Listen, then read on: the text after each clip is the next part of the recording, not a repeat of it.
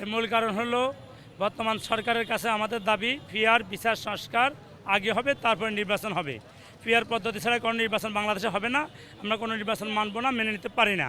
এটি হলো মূল দাবি আমাদের। আর জুলাই সনদ বাস্তবায়ন করতে হবে, জুলাই গণহত্যার বিচার করতে হবে। জুলাই সনদ বাস্তবায়ন, জুলাই গণহত্যার বিচার সম্পূর্ণ হওয়ার পরে পিয়ার পদ্ধতিতে নির্বাচন হোক। তাহলে পেশি শক্তির বাহাদুরি চলবে না, কেন্দ্রে যথাযথভাবে ভোট হবে, মানুষ তার সঠিক লোককে নির্বাচিত করতে পারবে এবং সঠিক দল ক্ষমতা যাবে। আর যদি তা না হয়, অতীতের মতো আমরা কেন্দ্র দখল, ভোট দখল এবং জোর জবরদস্তি ভোট কিনা, এগুলো আমরা অতীতে 53 বছর দেখেছি, ভবিষ্যৎ আর দেখতে চাই না। 53 বছর যারা নির্বাচিত হয়েছে তাদের কাছে দেশটা ছিল মানে বসবাসের অযোগ্য, আর বিদেশটা ছিল তাদের কাছে বসবাসের যোগ্য। তাদের কাছে ছিল আমেরিকা, ইউরোপ, কানাডা হলো শান্তির জায়গা, বাংলাদেশ হলো অশান্তির জায়গা। তারা এখানে বাংলাদেশকে আপন বলে স্লোগান দিয়ে ভোট নিয়ে কেন্দ্র দখল করে, কিন্তু অর্থনীতিকে বিপর্যয় ঘটা বাংলাদেশের।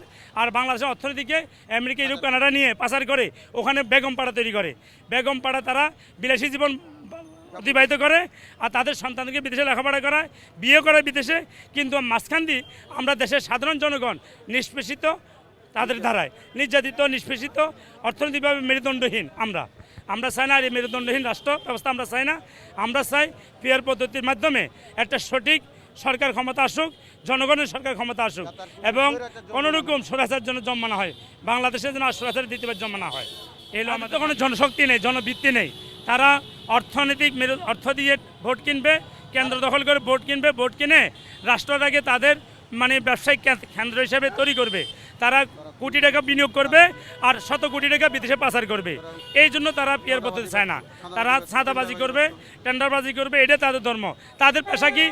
তাদের পেশা হলো চাঁদাবাজি করা, টেন্ডারবাজি করা, দল করা। আমাদের পেশা কিন্তু চাঁদাবাজি, টেন্ডারবাজি, দল করা না। আমাদের নিজস্ব পেশা আছে। আমরা নিজের পকেটের টাকা দিয়ে রাজনীতি করি। আজকে পকেটের টাকা খরচ করে মিছিল করতে আসছি। প্রত্যেকে যার যার পকেটের টাকা খরচ করে মিছিল করতে আসছি। আমরা কোনো টাকার বিনিময়ে আসিনি। আপনি খেয়াল করছেন আমাদের সমাবেশে কোনো টোকাই নেই, কোনো গার্মেন্টস কর্মী নেই, মহিলা নেই, একে শতভাগ নির্বেদল মানুষ আমাদের সমাবেশে। আলহামদুলিল্লাহ। তাহলে ভবিষ্যতে ইসলামী বিপ্লব সংগঠিত হবে, এটাই সঠিক কথা। ভবিষ্যৎ পরিকল্পনা আমাদের ইসলামী বিপ্লব। ইসলাম বিপ্লবের মাধ্যমে ইসলাম রাষ্ট্র ব্যবস্থা প্রতিষ্ঠিত হবে।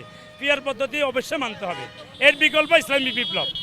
পিয়ার পদ্ধতি না মানলে ইসলাম বিপ্লব সংগঠিত হবে, এটাই সঠিক কথা। সংগ্রামের মাধ্যমে জনগণকে নিয়ে গণতান্ত্রিক পন্থায়, জনগণকে সাথে নিয়ে গণতান্ত্রিক পন্থায় আমরা ইসলামী বিপ্লব সংগঠিত।